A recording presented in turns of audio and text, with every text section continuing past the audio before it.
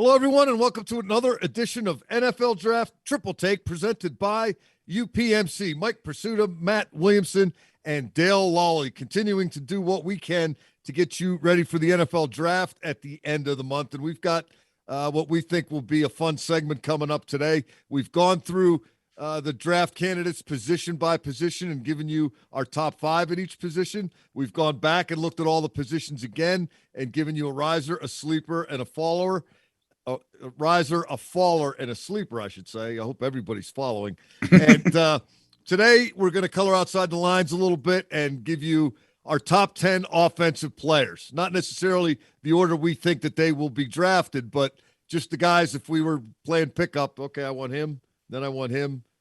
The guys that we rank the top 10 in the country on offense. Matt, why don't you lead us off? Give us your number 10 candidate available for selection on that side of the ball. Real quick, I want to make two little notes here. We're going to do defense as well. The defensive top 10 to me was far superior to the slam dunk. Top 10. Yeah. No, I mean, it wasn't even close in my opinion. And the way I did my rankings, as you kind of mentioned, is I'm not predicting where they're going to draft. I didn't put any more weight on the quote premium positions just because you're a quarterback. I didn't put you, just whatever grade I had on you as a player, basically, I just banged them out that way. So if a guard and a tackle had the same grade, or had a guard had a better grade than a tackle, I'm not going to give the tackle the benefit of the doubt just because it's a more difficult position to find. So Trevor Penning is my number 10. Go ahead. What's that? Just before you kick that off, I'll just add that's a good little context to provide. I based mine on what I think their high-end impact will be. Oh, okay. Not necessarily by position, but I've said that, quarterback, if he's real good 5 years from now, might be a little more valuable than a wide receiver who's real good 5 years from now. That's just a little teaser for you because my list is a little outside the lines. My list is a little different from you guys as well because I based mine on if I were drafting for a team that, I don't know, needed a wide receiver or maybe some offensive line help and possibly a quarterback. That's how I looked at things. Is there such a team? Can't wait to find out. Okay, without further ado, Matt, the Trevor Penning fans out there have been waiting long enough. They know he's your guy here at 10, but why is he your guy? Yeah, he actually just edged out Kenneth Walker, your buddy from Michigan State. I think Penning's a great prospect. I mean, he's a nasty dude. He's got great size. He's got a little bit of work to do with the technique of the position.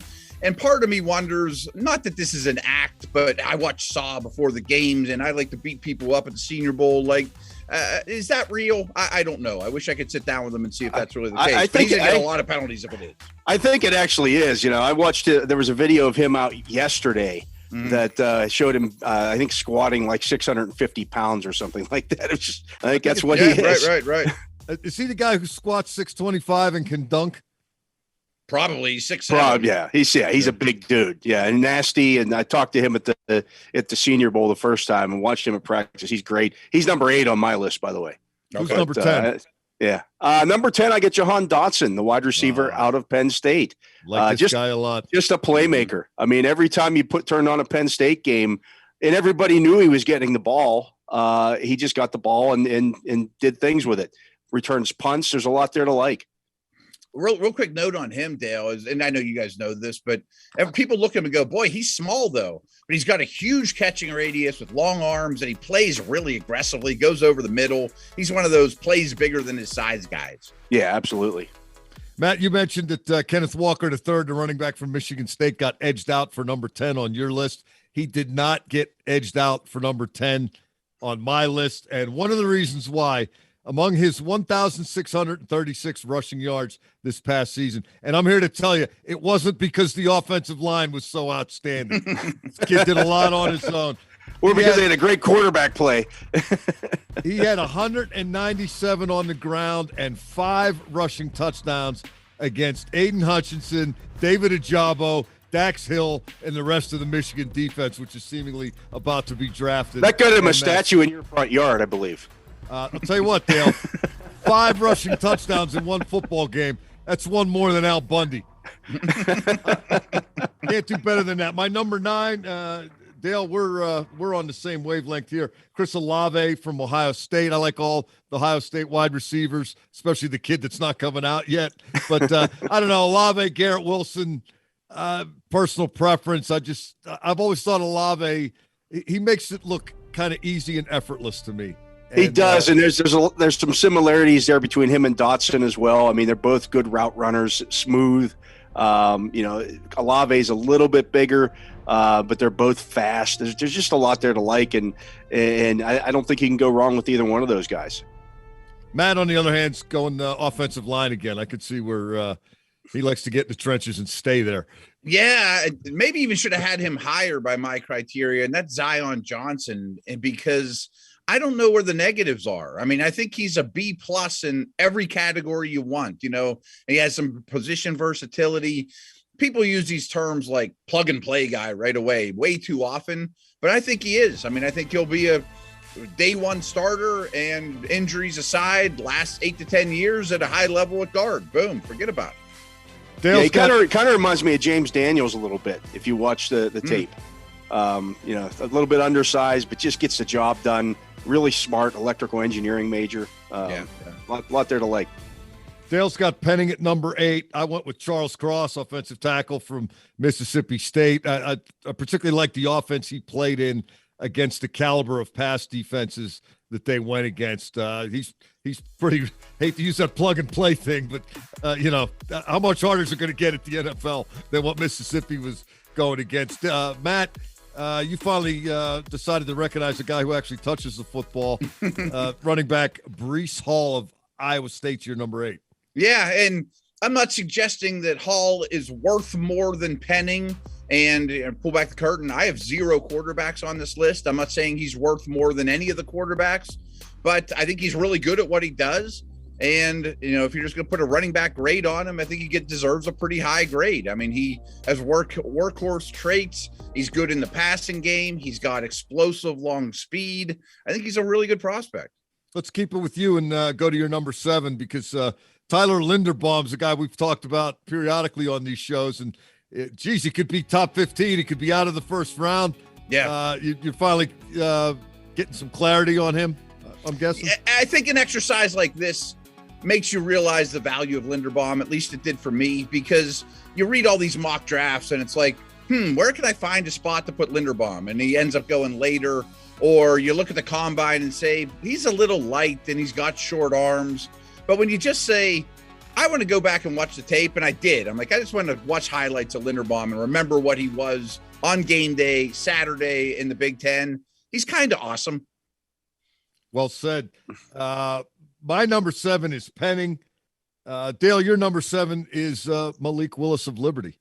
Yeah, and I think he's a dynamic playmaker. I think that he if you look at him, it's almost like a cross between, and I hate to say this, I don't want to put this kind of pressure on him, but it's a cross between Lamar Jackson and Josh Allen in terms of the arm strength and the speed and the ability to make plays. Is it going to take him some time? Absolutely. But it took both of those guys time as well. And I know Josh Allen played right away. It took Jackson, 3/4 of the season before he played. I think Willis will be best served going somewhere where he sat for the first year. Maybe you use him in some specific packages. And if you can do that with him, you could have a lot of success, because the guy is dynamic with the ball in his hands. Number 6, both Matt and Dale have Drake London of USC, wide receiver. Matt, why don't you give us a synopsis on London? Yeah, Dale and I have talked about him a lot on the drive after not talking about him a lot on the drive. It's just last couple weeks have heated up. Yeah, we're starting to warm up to him more. And he's big. He's got great body control, comes in and out of his breaks a lot better than most 6'4" dudes can. And then I just noticed this as well, that of all the top receivers in this class, he's the youngest of all of them. So he has that touchdown heavy profile, you go up and get it. So I think he's a nice addition. And one thing Dale's mentioned a lot about him too is most of this receiver class is smaller, shifty speed guys. There aren't as many with his dimensions. Yeah, he'll block. He kind of reminds me of T. Higgins a little bit in terms of the size and ability to go get the football. So I think if you could say, hey, would you take T. Higgins in this draft? I think a lot of people would say, heck yeah, I'll take T. Higgins. Absolutely. Sign me up. My number 6 is a guy who has grown on me throughout, and he was a little late to the party in terms of the offseason evaluations, but Matt Corral, quarterback, Mississippi. I'm not in love with 6'2", 205 pounds, but I think this kid is tough. I think this kid is competitive. I think he's got a lightning quick release. Carried the ball 30 times against Tennessee.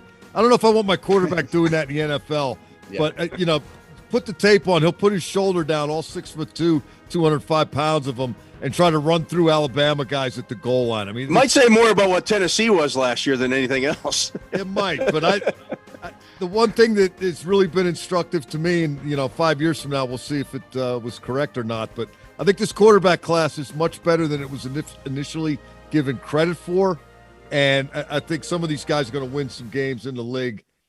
Corral included. My 5 is Kenny Pickett. Matt, you went with Cross. We've already talked about him. Mm-hmm. Dale, you went with Trayvon Walker. No, I went with Jameson. I went with Jameson Williams at 5. And if he were completely healthy, he would be higher on my list. He might even be number 1 because he is that kind of playmaker. I would have loved to have seen what kind of time he clocked at the combine in Indianapolis with all these other receivers, running sub 4.4s, to go out there and see Jameson Williams run. I'm guessing sub 4.35, somewhere in that range. Plays special teams, just does everything well. I don't understand what happened with him at Ohio State. I know they had a lot of good receivers there. Yes, they did. Yes, they did. But he went to Alabama, who typically has a lot of good wide receivers, and immediately became a team leader and a star. And that says a lot to me. I think this guy's going to be great. I don't care about the torn ACL. I like him even more. I had him at 3. Yeah, I got him at 4. My 5 is Kenny Pickett, quarterback, Pittsburgh. And I'm not saying that the hands thing is insignificant, but particularly if he gets in the right spot, a little warmer weather or a dome. I know sometimes you have to play where you have to play, but just took another look at the production. 4,300 yards, 42 touchdowns, conference championship. I don't know what more the guy has to do. I think he's got the intangibles as well. Both of you guys have Garrett Wilson from Ohio State as your number 4. I have Jameson Williams. Matt, what is the difference between Wilson and Olave? Is there one? A little bit. Olave worries me a little bit. Both these guys, I will say, didn't exactly face the same levels of corners that you see in the SEC. I mean, Big Ten isn't known for great corners, and they had a little bit of time to get free and open up and develop their routes a little bit more than the SEC guys. I think Wilson's a little more physical. I think he's a little more dynamic, a little more fluid. And I'm not giving Olave a hard time, but they have a kind of like the Georgia conversation. The best receiver hasn't even come out yet. And as the season went on, Olave kind of became the 3 where Wilson became the 2. And I urge people to go YouTube Garrett Wilson highlights. They're about as good as you'll see. I mean, it's a pretty fun watch. It is. The way he catches the ball, it looks like it gets sucked into a vacuum, and it hits his hands and it stays there. I mean, right. He's got the vice grip, the Anquan Bolden, Larry Fitz. Okay, I got this thing. It's not going anywhere. Matt, you mentioned your 3 was Jameson Williams. Mm-hmm. Dale went with Cross. We've talked about him already. I've got Ikem Ekwonu from North Carolina State, the offensive tackle, is my number 3. Dale's got him at 2. And Matt, you have him all the way up at number 1. He's 1 for me, but it's a soft 1, I'll say. I mean, I didn't feel super strong that he was the best offensive player in the draft. Let's talk about both these tackles for a minute, because we've all also got Evan Neal from Alabama. That's Dale's number 1, and he is my number 2. But compare and contrast, guys. Matt, we'll start with you. Not a great deal of difference. No, I mean, they're both very, very good prospects. I don't know if we combined our offense and defensive list. I don't know if Ekwonu or Neal would be in my top 5 or 6, so as we said to start the show, the offense is a little light, and I didn't feel like most years these guys would be the best offensive prospect in the whole draft. Neal's obviously taller. The thing that stands out about Ekwonu is I don't know that I've seen a more powerful or explosive guy in a long time on the offensive line. When he snaps his hips and comes off the ball, he puts people on their back. Yeah, I agree. I think you're kind of splitting hairs here with these two. I do think, Ekwonu, even though he's a little bit shorter, there's some potential there because of his footwork that maybe he could play left tackle. Evan Neal's more of a right, but I think Evan Neal coming in might be one of the best right tackles in the league right out of the gate. He played all 4 years at Alabama. Might be a guard right out of the gate too. They both could be guards. They both could be guards. Yeah. And I think both of these guys again are what? Plug and play players. There's just a lot to like there. And I think, when you look at these guys, if you want to try to find a running game, you had trouble running the football and you draft Evan Neal at 6'7", 337 pounds, you just run the ball behind that guy every play. Yeah. Boy, imagine you're going to get yards. Imagine if Kenneth Walker III ends up running behind him somehow.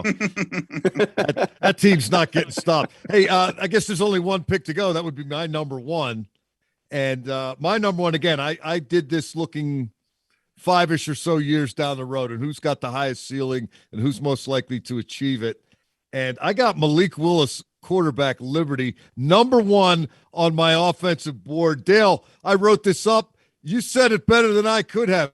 He's a combination between Josh Allen and Lamar Jackson. If you need more than that, your standards are a little too high. Okay? That's good enough. Pretty good combination. Josh Allen, Lamar Jackson. Yeah. Okay, over here. Yeah. I'll take two. No, this guy's really grown on me. I went into this thing. I mean, I knew there was a quarterback at Liberty that people were high on when the season started. I didn't get my first look on him until the Senior Bowl, and I've been diving in ever since, and just nothing. I mean, I know he is not plug and play. Let's establish that.